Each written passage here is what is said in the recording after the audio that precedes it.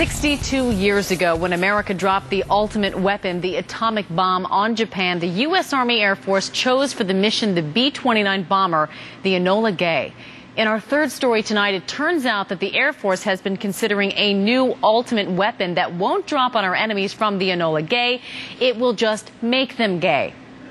The story of the so-called gay bomb, actually a chemical spray, has floated around the internet ever since the Sunshine Project, which studies weapons research, released this Air Force weapons proposal dating from 1994. Specifically, it suggests using, quote, strong aphrodisiacs, especially if the chemical also caused homosexual behavior, while noting that no such chemical exists. The story picked up new steam when a reporter got yet another Pentagon confirmation of the proposal's authenticity. But there remains some controversy over a key point. The Pentagon says the proposal was immediately rejected, but the Sunshine Project claims that as recently as 2001, the Joint Non-Lethal Weapons Directorate commissioned a study of weapons proposals, including the so-called gay bomb.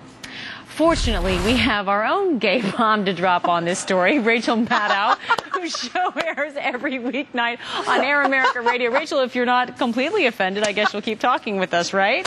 Absolutely. That is absolutely the best introduction I've ever had on television. Thank you, Amy. Happy to serve you. That's nice. I'm glad your reaction was like that. But I want to get your reaction to this notion of a gay bomb. Yeah. Well, when I heard about this, and I heard about it from the Sunshine Project, my first reaction to it was that somebody took the anti-gay rhetoric that was happening around the time of the Don't Ask, Don't Tell debate and just took it a little too far. If this first happened in 1994, that was right in the throes of the debate about Don't Ask, Don't Tell. And if you remember, the anti-gay forces in that debate had all sorts of very serious concerns that they expounded at length about what would be so wrong with having openly gay people in the military, about how, if you were in a foxhole in combat, you need to be absolutely assured that the guy next to you was more interested in Lindsay Lohan than Lindsey Graham, right? All of these ridiculous arguments. And I just feel like at this Air Force lab in Dayton, there's somebody applied their big scientific mind to that idea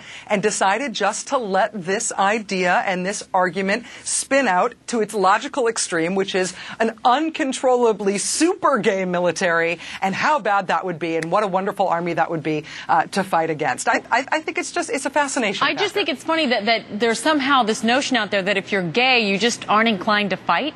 Right.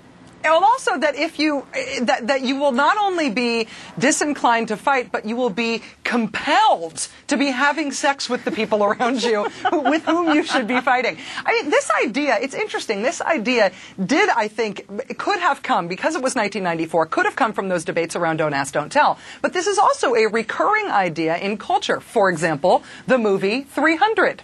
Very similar idea. Wow. One of the most homoerotic, non-pornographic movies of recent generations. And it's somewhat based on the same idea. Rachel, could there have been an upside to all of this if the Air Force had gone ahead and developed some massive aphrodisiac spray that somehow forced people into, I guess, the throes of sex? And let's say they made it, so that you were gay and not gay. I mean, if that spray actually existed, that could be some powerful stuff. Yeah, if you think that Tang and Velcro were great byproducts of the space program, imagine if they came up with a turn-you-on bomb or a turn-you-on spray as a byproduct of the Defense Department research here. We would no longer need advertising in this country. They would just say the name of whatever product they were trying to sell and spritz you with the turn-you-on stuff, and it'd be over.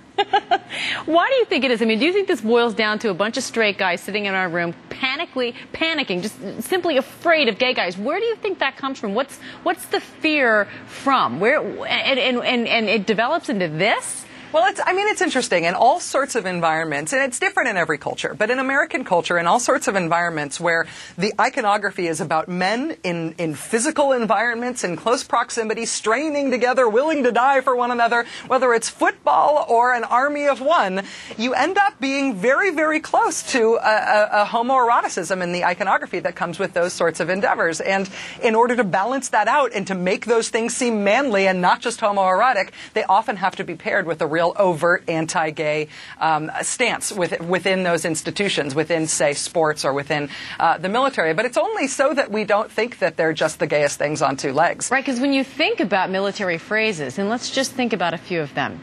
The coalition of the willing. Be all you can be. Leave no man behind. Corporal punishment. Is someone trying to tell us something? Rum, sodomy, and the lash.